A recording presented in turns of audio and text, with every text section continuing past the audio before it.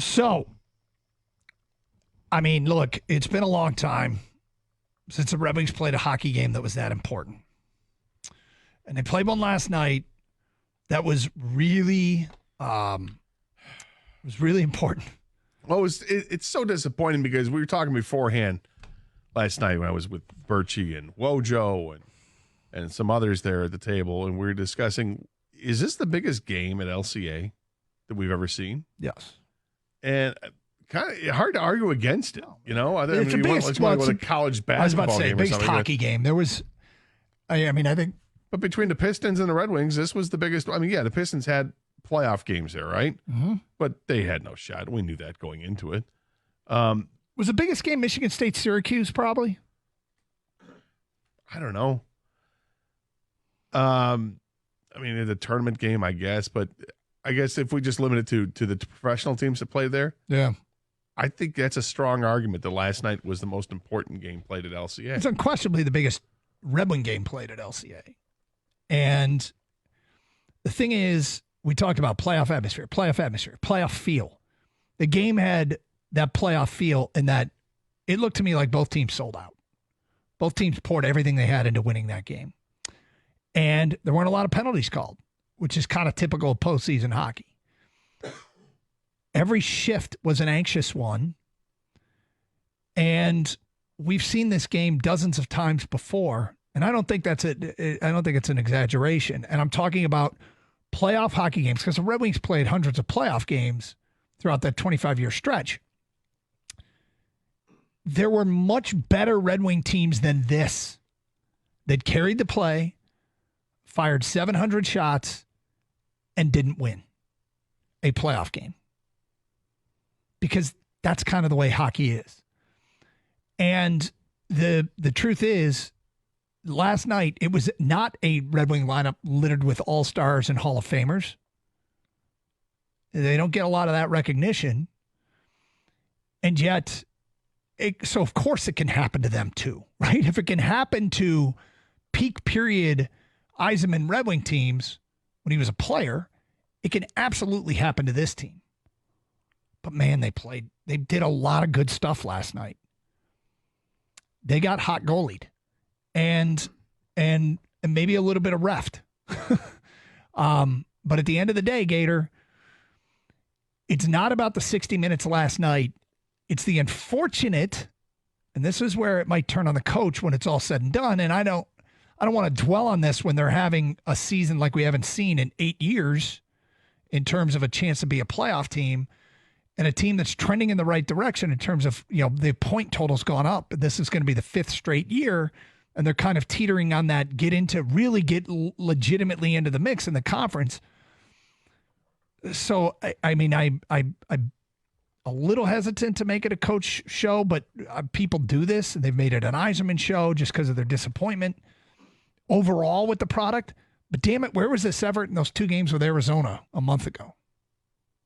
Because if the Red Wings played that way against Arizona, they're not losing that game. No, they're not losing those games because there are 2 of them, and they're not losing there was a Buffalo game mixed in, and there were teams that they were just clearly better than. Yep. That they ended up that they lost to over the last couple months. Now that happens in hockey's weird, but I feel like the truth is when they lost those 8 games in a row, they weren't dangerous, man. They didn't look like a playoff team. They looked awful. There weren't scoring chances. I think last night there were a dozen grade A scoring chances.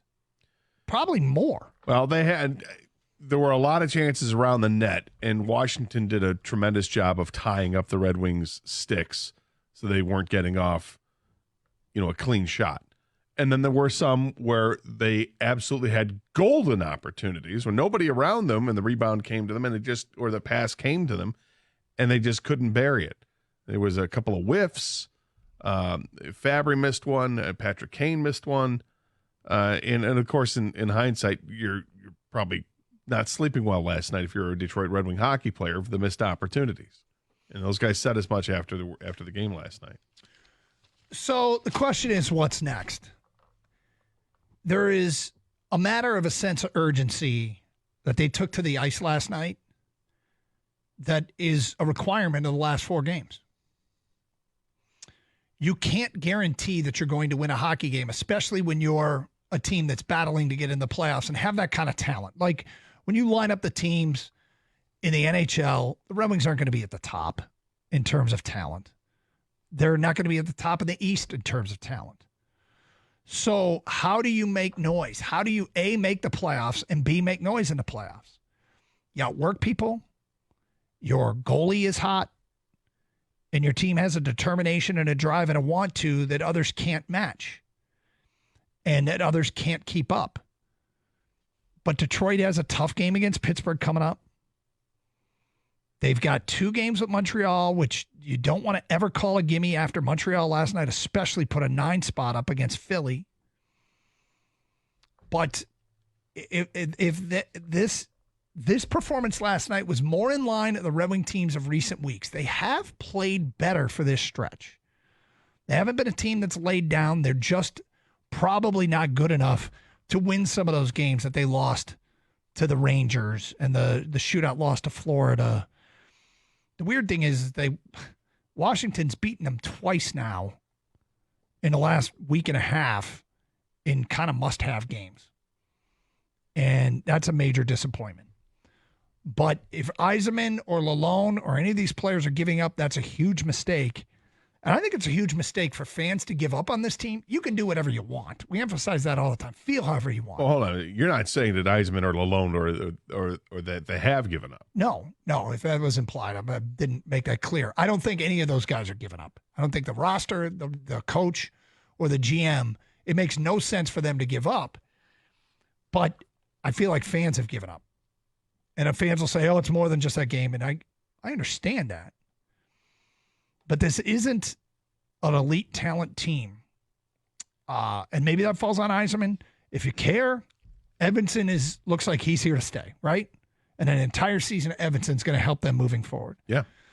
And if you're looking for encouraging signs, ESPN came out with a list today ranking every NHL team's prospect pipeline. Okay? So this is your guys that are down in the minors that you have drafted over the last few years. Number 1 is Buffalo. Number 2, Columbus. Number 3, San Jose. Number 4, the Red Wings. Which are all average to below average teams in the NHL. Yes. But they say they have the 4th most valuable prospect pool. Okay, and you could say, well, I don't see the numbers from Casper, or it's too early to tell with Nate Danielson, or got it. Yep. But when you compare it to everybody else, they like this prospect pool a lot. Now, I guess it's ESPN's opinion. They're hockey writers' opinions. Well, The Athletic did one not that long ago, and the Red Wings were high on that list too. Yep. So, their point totals are going up. They're now a step back at this point. They're running out of margin for error this season.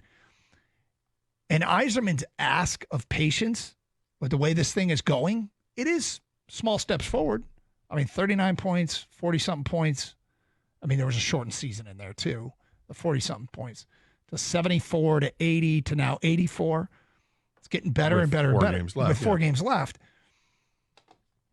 And got it. Everybody who says, well, look at so-and-so did it quicker. Yep. Others have done it quicker. But I don't think there's the pull the plug moment yet on Yzerman. If this team really limps home,